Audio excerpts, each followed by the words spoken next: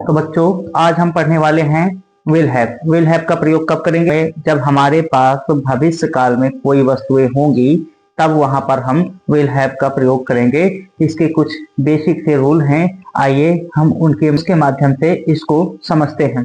चलिए देखते हैं। तो इसकी पहचान होती है पास होगा। पास होगा तो सबसे पहले हम रूल देख लेते हैं। रूल में सबसे पहले लिखेंगे सब्जेक्ट और सब्जेक्ट के बाद विल हैव का प्रयोग करेंगे।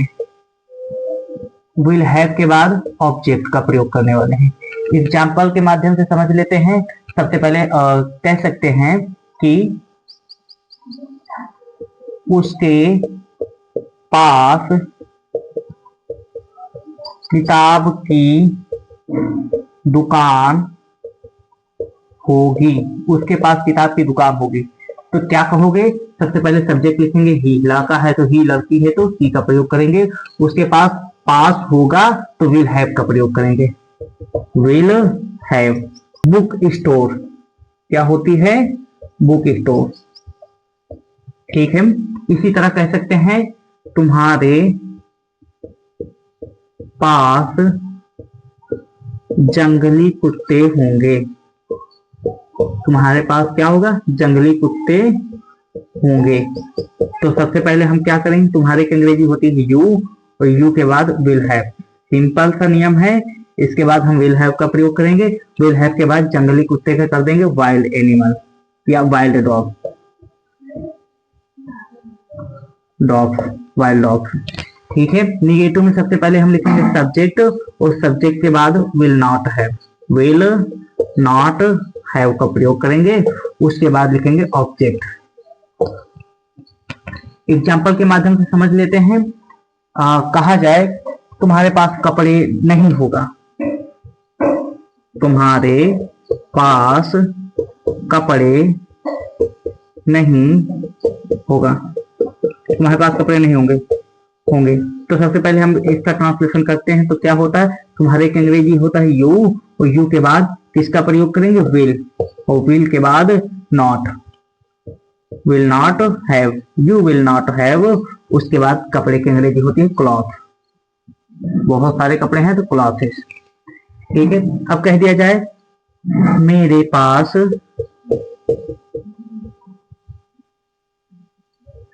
कुर्सियां नहीं होंगी। मेरे पास कुर्सियां नहीं होंगी।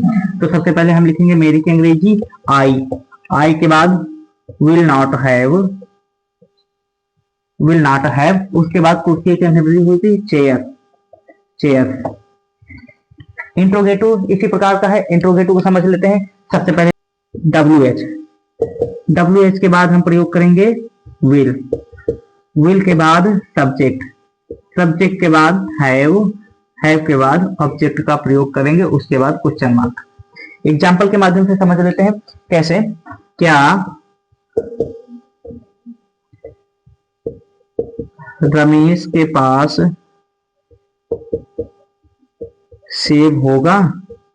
क्या रमेश के पास सेब होगा? तो हम क्या करेंगे? जब भी क्या से शुरू हो तो हमारा ट्रांसलेशन शुरू होगा विल से। विल रमेश, नियम से करना।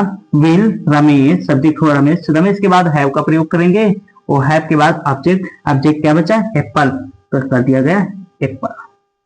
अगर यही पूछ लिया जाए कि रमेश के पास कितने एप्पल होंगे तब रमेश के पास कितने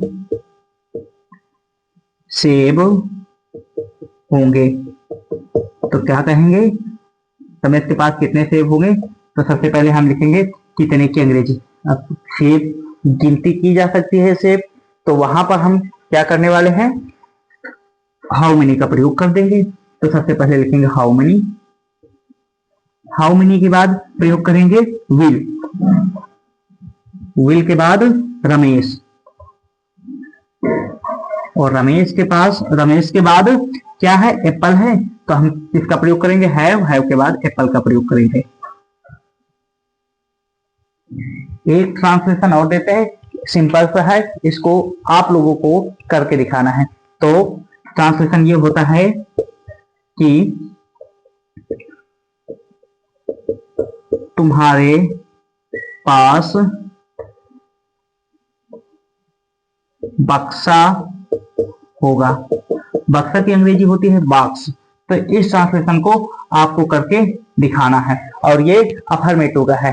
अगर हमारा वीडियो आपको पसंद आया तो आप इसे लाइक, शेयर एंड सब्सक्राइब करिए। धन्यवाद।